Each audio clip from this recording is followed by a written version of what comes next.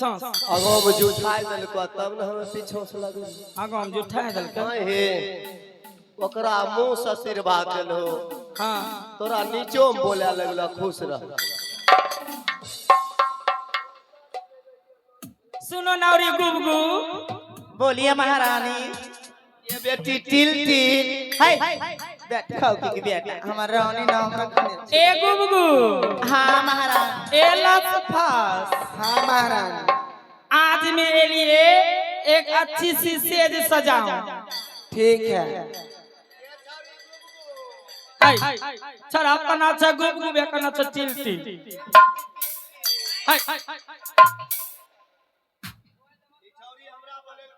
कथी ले ओ मकई काटल हमें तोरा कथी बोले एक सर एगे मकई आधा बचले ले के ओए काटल बोले मकई नहीं रहो।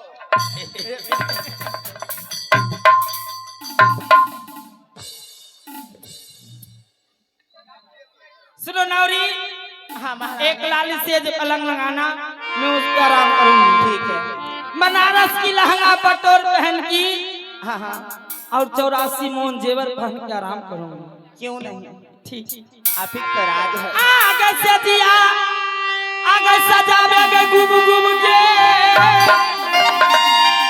आगे राजा यही पकारिया ज्ञान के आगे दिया सजावे के गुब गुब राजा यही पकारिया ज्ञान के आगे आगे से दिया सजावे के गुब गुब राजा यही पकारिया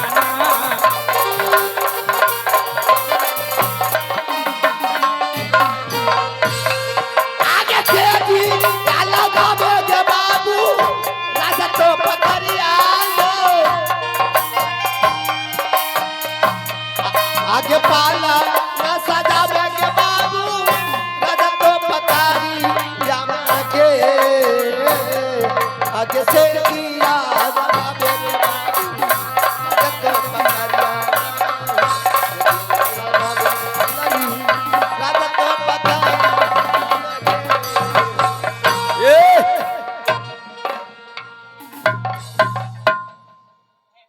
तारी पिया गलिया हो दीवाना ए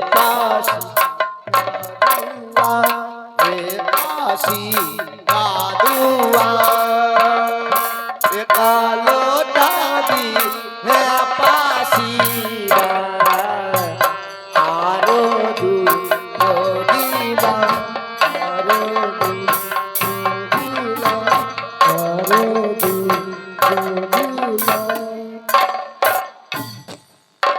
गई छौरी एगे देख बाली तो कहां चल बढ़िया सेज लगाओ ना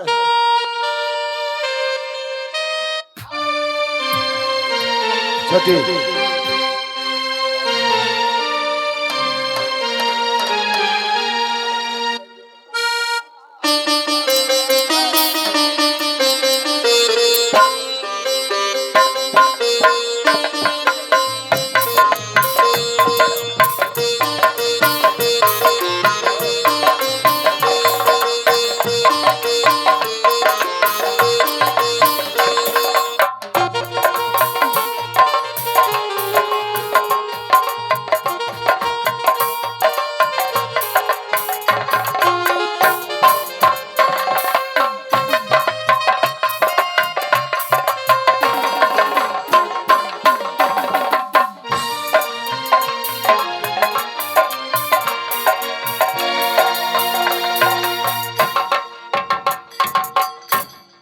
सजनों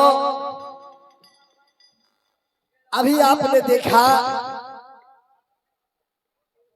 राज पकड़िया में मैंने 12 बरस तक नौकरी किया राजा कुरेश्वर सिंह के दरबार में। मैंने हिसाब मांगा तो उल्टा गिरानी चंद्रा हम पर गिरा दी।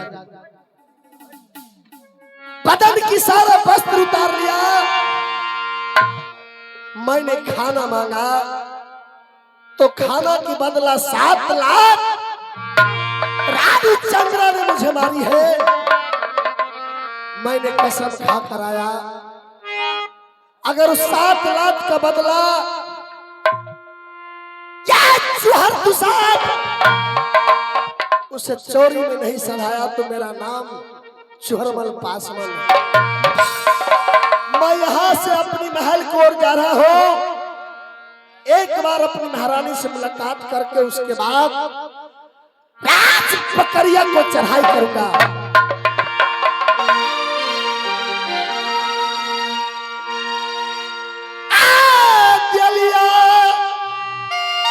खबरिया सुंदरी है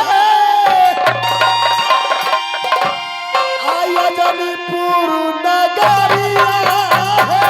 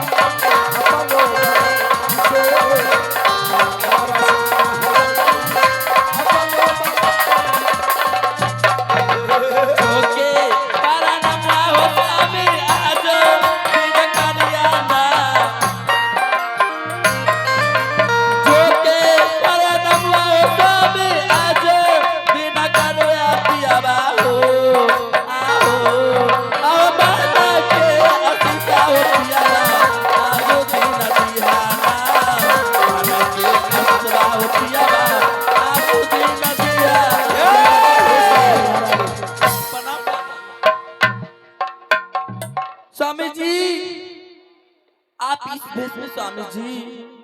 हाँ हाँ, मैंने आपसे कहा कर गया था। हाँ स्वामी जी। क्या पास में 12 बरस से नौकरी राजा कुरेसर सिंह के दरबार में किया था। हाँ स्वामी जी। आज मैंने हिसाब किया तो उल्टा गिरानी हम पर गिरा दी। स्वामी जी आप उतना दिन से कमाए वो रुपया के इतना दिन नहीं, अब 12 बरस के बाद आया है। 12 वर्ष के बाद आया, सही बात है। अरे 12 बरस के बाद छुट्टी लेकर के आया है। हाँ हो सकता है पैसा उसा यानी कि वेतन उतन लेकर के आया है। स्वामी जी अब मुझे वेतन दे दो स्वामी जी। वही पैसा से, हाँ वही इनको वेतन से हाँ पायल बनाओगे? पायल नहीं बनाओगी? अवश्य बनाऊंगी, झुमका बनवाऊंगी, टीका बनवाऊंगी। हाँ सब गुरु जी। स्वामी जी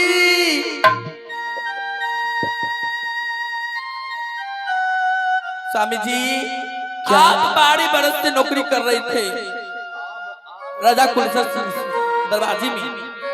मुझे आज वही वेतन दे दो, मैं जाऊंगी सुनार दुकान में पायल गहना सब चीज खरीदूं स्वामी जी। मास्टर साहब, क्या है? रानी की कहना है, हे पतिदेव, आपने हमसे कहा था कि मैं 12 बरस से नौकरी राज पकड़िया कुरेसर सिंह के दरबार में करता हूं। मैं एक दिन हिसाब लेकर आऊंगा और मेरे बदन पे अनेकों प्रकार की गहना चढ़ाऊंगा। हे प्रिय, तो सच कही है, मैं 12 बरस से नौकरी राज पकड़िया में करता था। हाँ स्वामी जी। लेकिन ये मैंने हिसाब मांगा तो उल्टा गिरानी हम पर गिरा दिया। सारे बदन के वस्त्र उतार लिया। हाँ मैंने खाना मांगा तो खाना के बदला कुरेसर सिंह की बेटी रानी चंद्रा ने मुझे 7 लात मारी। हाँ स्वामी जी।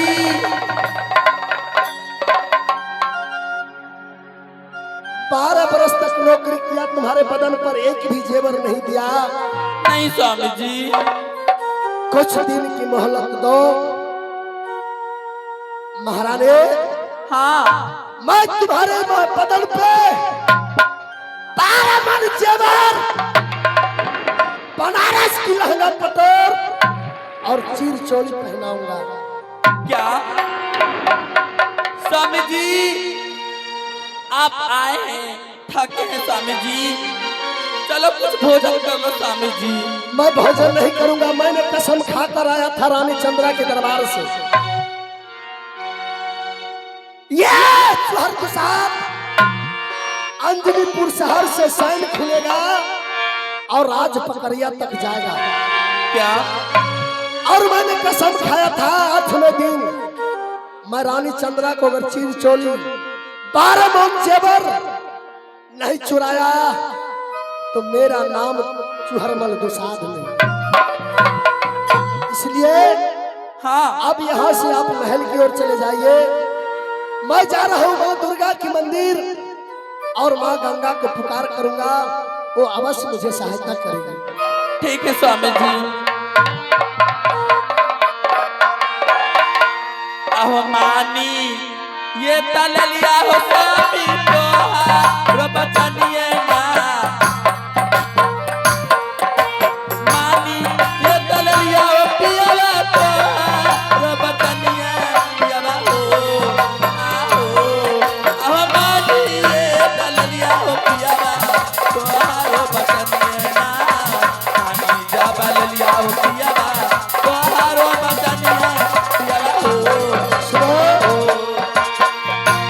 आप विलंब मत करो, क्योंकि मुझे अंजनीपुर से सेन खुलना है और राज पकड़िया तक जाना है। ठीक है स्वामी जी, मैं अपनी मां जाती हूँ। ठीक है, खुश रहो।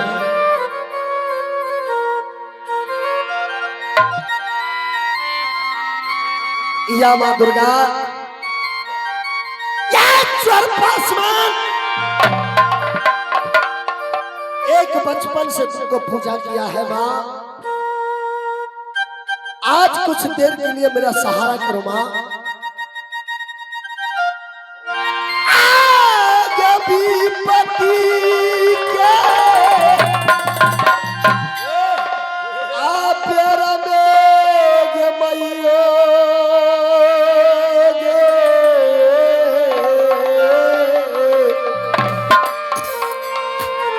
आ गई होई है ना गई सा आहाइयो ना गे।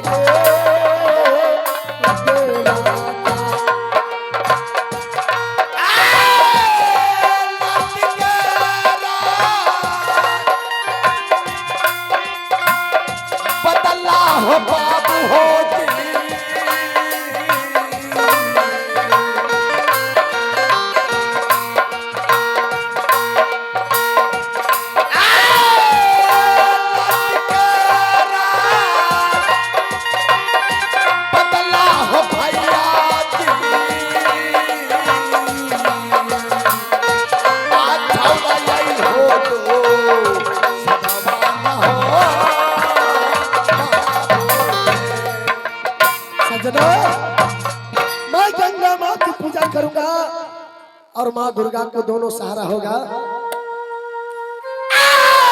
सती आ रही है, मैं गंगा है, आप बेटा यही चुहारा बाप रे।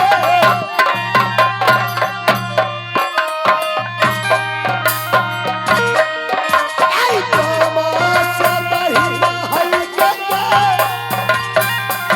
छड़ा यही साधा बाप रे। आई तमाश बहिना है गंगा, मधु पिया तमाशे बहिना है गंगा, मधु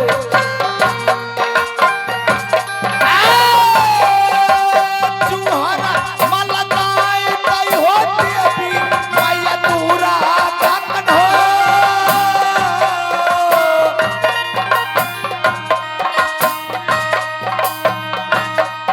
अगर चुहरा मलकाई तई हो मैया मन दिला माना हो। आ चुहरा मलकाई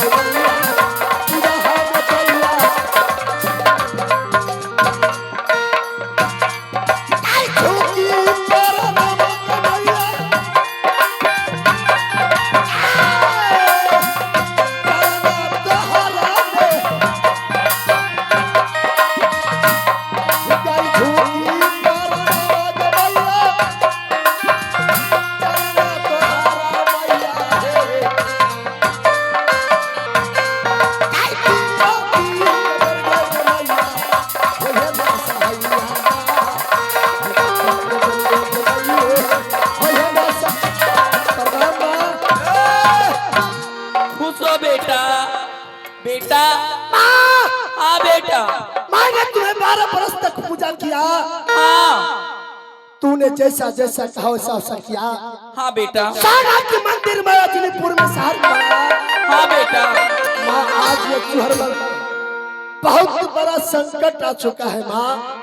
क्या हाँ माँ, बेटा बताओ तो सही क्या संकट है। ऐसे नहीं बताऊंगा, तब कैसे बताऊंगी। तुम मुझसे सत्य करो, मैं तभी बता सकता हूँ।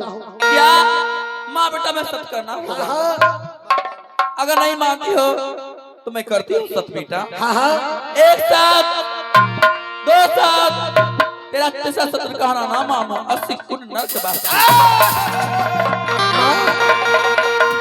तूने मुझसे सत्य किया, मुझे विश्वास हो गया। हाँ बेटा। माँ हाँ मैंने 12 बरस तक नौकरी किया राज पकड़िया में कुरेश्वर सिंह के दरबार में। हाँ बेटा। मैंने हिसाब मांगा तो उल्टा गिरानी मुझ पर गिरा दी। क्या मैंने खाना मांगा, हाँ खाना के बदला 7 लाख रानी चंद्रा मुझे मारे। हाँ बेटा। मैंने कसम खा कर आया हूँ, ये अजनीपुर शहर से सीन खोलूंगा और राज पकड़िया तक जाऊंगा। मैं माटी करूंगा। माँ दुर्गा हाँ बेटा। तुम छिट्टा में मोती लेकर धोकर दूर फेंकना। अगर ईमान में माटी कुछ ढेर हो जाएगा तो मैं गंगा माँ का पुकार करूंगा, वो अपनी चौक से पानी से बहाकर कुछ दूर ले जाएगा। ठीक है बेटा। तुम मेरा सहारा रहना माँ। ठीक है लाल। अब यहाँ से मैं गंगा माँ को साथ करूंगा और सीन खेलना शुरू करूंगा। मास्टर साहब क्या है, माँ दुर्गा तो तैयार है, अब माँ गंगा को तैयार करना है। सही बात है। माँ हाँ आप तैयार हैं? हाँ बेटा मैं तैयार हूँ। अरे जैसे जैसे चौहरमल पासवान कहेगा आप वैसे वैसे सुनिएगा ना। मैं अवश्य करूँगी। आज दिलिया खबरिया है गंगा माँ, आ छौरा यही चुहरवा है।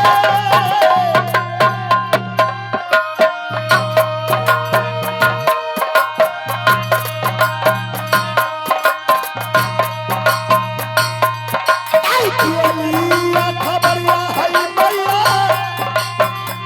छौरा यही दुसधवा मैया हे। आई दीपती गदरमा है मैया, भैया ना सहैया। दीपती गदरमा है मैया, भैया ना सहैया मैया हे। चौहरमल जय हो भैया, गंगानाथ जी का बन हो।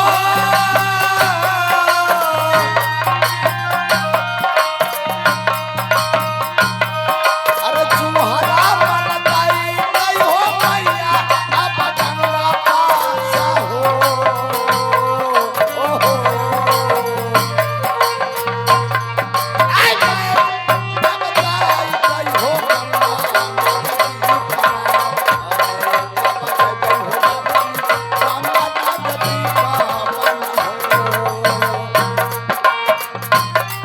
आई छूटी परम मैया, आई तोहारी चरनिया मैया हे। कई झूठी परम मैया, तोहारी चरनिया मैया हे। आई दीपती गदरमा मैया, भैया ना सहैया। दीपती गदरमा मैया, भैया ना सहैया मैया हे।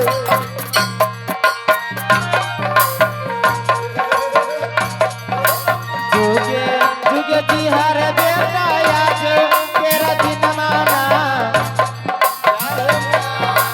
जुगे जुगे तिहार बेटा आज तेरा दिन माना बेटा रे। अरे अरे जुगे जुगे तिहार बेटा आज तेरा दिन माना। जुगे जुगे तिहार बेटा आज तेरा दिन माना रे।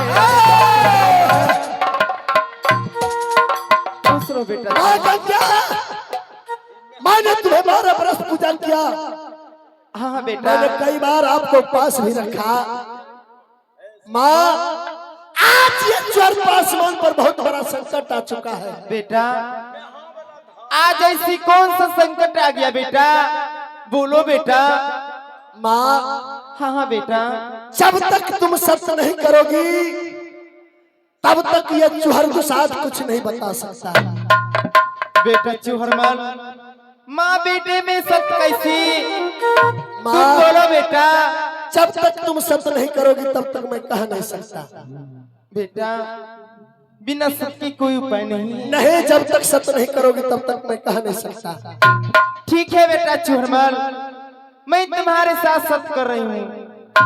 एक साथ, दो साथ, तीसरा सत्य तुम्हारा कहा नहीं करोगी तो अस्य कुंड नरक में वास होगा बेटा। माँ हाँ तूने बेटा मुझसे सत्य किया है, मैं जैसा जैसा कहूंगा वैसा वैसा करना। कहिए बेटा। मैं अंजनीपुर शहर से सिंह खुनूंगा, राज पकड़िया तक जाऊंगा। राज पकड़िया किस लिए जाऊंगा माँ? किस लिए बेटा? मैंने 12 बरस तक नौकरी किया। हाँ हाँ बेटा। पूरे सर सिंह के दरबार में मैंने हिसाब मांगा तो उल्टा गिरानी मुझ पर गिरा दिया। खाना मांगा तो 7 लाख मुझे रानी चंद्रा ने मारी। मैंने कसम खा कर आया, 8वां दिन अगर उसका बनारस की लहंगा पटोर चीर चोली 12 मन जेवर नहीं चुराया तो मेरा नाम दुसाध नहीं। बेटा चोरमल, तुम्हारे तो काम हो जाएगी, लेकिन जब काम हो जाएगा तो मुझे जोरा पाठी जरूर चढ़ाना। पासवान, मैं तुम्हें पूजा अवश्य दूंगा। ठीक है बेटा चोरमल। मैं माटी करूंगा, माँ दुर्गा माटी फेंकेगी और जब माटी ढेर हो जाएगा तो तुम अपनी जोत से उस माटी को बहाकर अपनी धारा से कुछ दूर लेकर चले जाना माँ। ठीक है चोरमल। हाँ हाँ।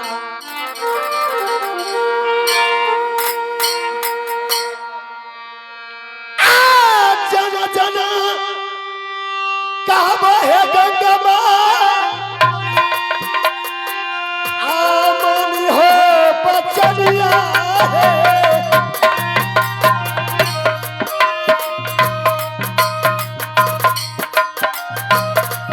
हाय मामा हो बचना हाय मैया, चला यही दूसरा धवा तेरा है।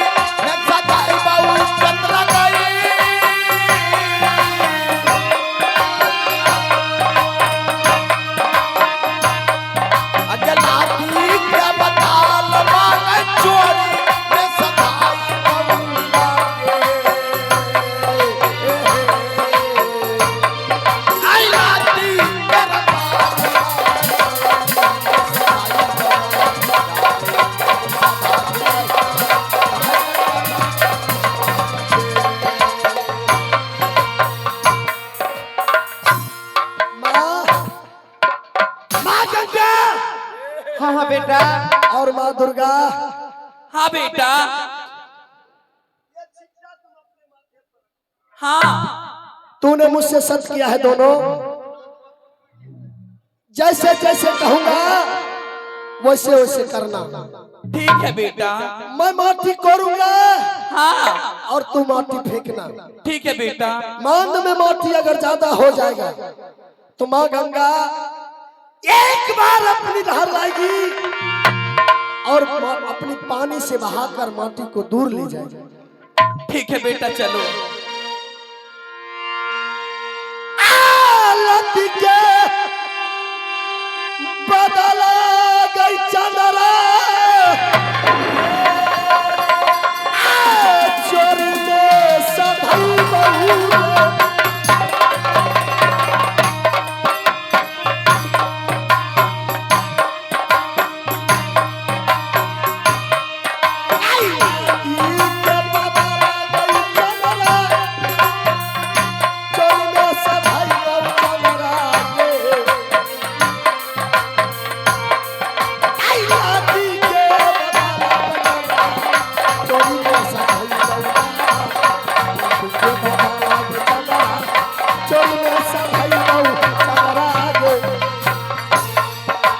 देना देना कावेर चुहरा देना देना करवाऊ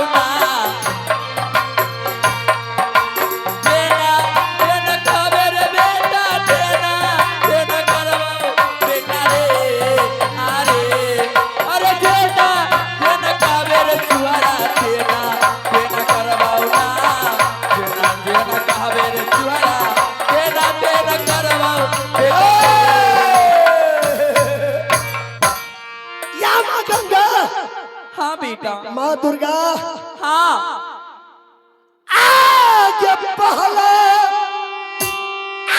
खनती माँ दुर्गा हाँ बेटा आगे यजनी सहारिया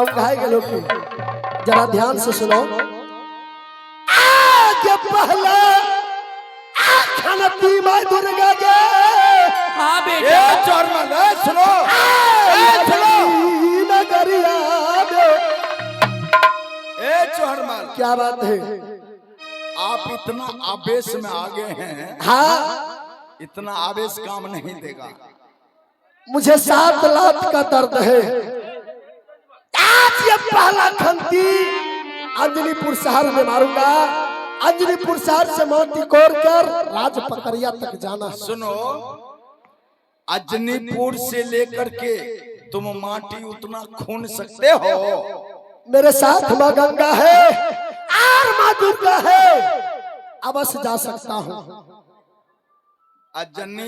अंजनीपुर से तुम माटी कोरते कोरते राज पकड़िया तक चले जाओ हाँ चला जाऊंगा ठीक है आगे पहला खनती माँ दुर्गा के हाँ बेटा छौरा गई दूसरा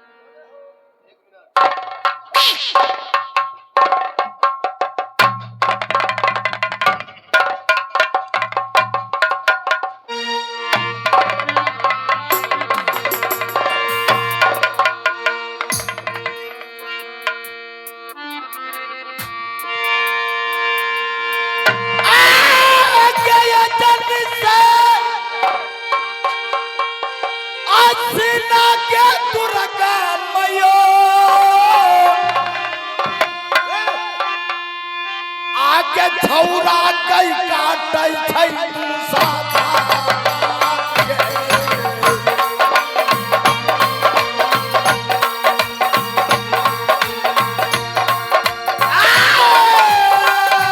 मैया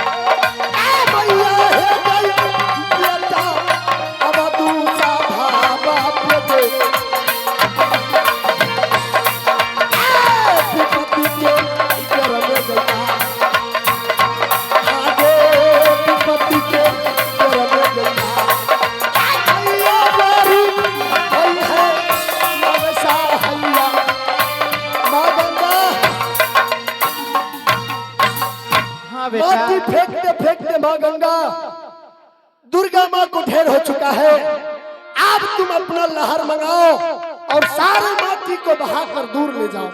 ठीक है बेटा चूहरमान।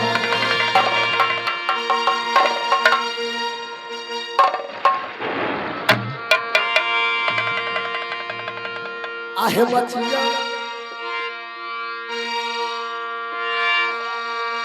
अरे जेना जेना हमें रे चुहरा वो ना